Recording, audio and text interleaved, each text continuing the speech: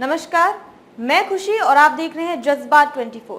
आइए नजर डालते हैं आज की बड़ी खबर पर। राष्ट्रपति को नई संसद के उद्घाटन में इसलिए नहीं बुलाया क्योंकि वो उदयनिधि स्टालिन का सनातन पर एक और बयान। तमिलनाडु के मुख्यमंत्री एम.के. स्टालिन के बेटे उदयनिधि ने कहा कि उनकी पार्टी डीएमके की स्थापना ही सनातन को खत्म करने के लिए हुई थी, लक्ष्य हासिल करने तक नहीं रुकेंगे। सनातन धर्म के खिलाफ विवादित टिप्पणी पर सुर्खियों में आए तमिलनाडु के मंत्री उदयनिधि स्टालिन ने राष्ट्रपति द्रौपदी मुर्मू के बहाने एक बार फिर सनातन पर हमला बोला है। बुधवार 20 सितंबर को अपनी पार्टी के एक कार्यक्रम में संबोधन करते हुए कहा कि नए संसद भवन के उद्घाटन में राष्ट्रपति मुर्मू को इसलिए नहीं बुलाया गया क्योंकि वह आदिवासी समुदाय से हैं और विधवा हैं। क्या यही सनातन है? इससे पहले तमिलनाडु के युवा कल्याण और खेल विकास मंत्री उदयनिधि ने सनातन धर्म की तुलना कोरोना वायरस, मलेरिया और डेंगू से की थी, जिसके बाद देश भर में तीखी बहस छिड़ गई थी। खासकर बीजेपी ने इस मुद्दे पर स्टालिन के बहाने इंडिया गठबंधन को भी घेरा था।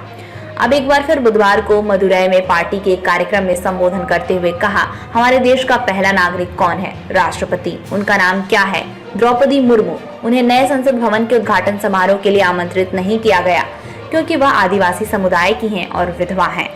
इसे ही हम सनातन कहते हैं। हम सनातन के खिलाफ अपनी आवाज उठाना जारी रखेंगे। तमिलनाडु के संतों को बुलाया। उदयनिधि ने कहा, नई संसद का निर्माण मॉन्यूमेंट प्रोजेक्ट के तहत 800 करोड़ रुपए खर्च करके किया गया। उन्होंने तमिलनाडु के अधीनतम संतों को बुलाया, लेकिन इसके उद्घाटन पर राष्ट्रपति को आमंत्रित नहीं किया। स्टालिन ने महिला आरक्षण बिल की पेशी के दौरान कुछ हिंदी अभिनेत्रियों को इनवाइट किए जाने का भी मुद्दा उठाया। उन्होंने कहा कि ऐसे महत्वपूर्ण बिल की पेशी के समय भी राष्ट्रपति को नहीं पूछा गया है। स्टालिन ने दावा किया कि ये तमाम चीजें सनातन धर्म के प्रभाव की वजह से हैं। सनातन के खात्मे के लिए डीएमके की स्थापना। सनातन को लेकर की गई अपनी पूर्व टिप्पणी पर कायम रहते हुए उदयनिधि ने कहा, लोगों ने मेरे सिर पर इनाम रख दिया, लेकिन मैं इन सब चीजों से डरने वाला नहीं हूँ। डीएमके की स्थापना ही सनातन के खात्मे के लिए हुई थी और हम तब तक नहीं रुकेंगे जब तक अपने लक्ष्य को नहीं हासिल कर लेते हैं।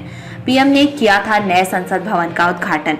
इसी साल 28 मई को पीएम मोदी ने नए संसद भवन का उद्घाटन किया था, लेकिन उसमें राष्ट्रपति द्रौपदी मुर्मू को नहीं बुलाया गया था। इसे लेकर विपक्ष के 21 दलों ने उद्घाटन कार्यक्रम का बहिष्कार किया था। उनकी दलील थी कि नए संसद भवन का उद्घाटन राष्ट्रपति मुर्मू के हाथों करवाया जाना चाहिए था, न कि प्रधानमंत्री मोदी के हाथों।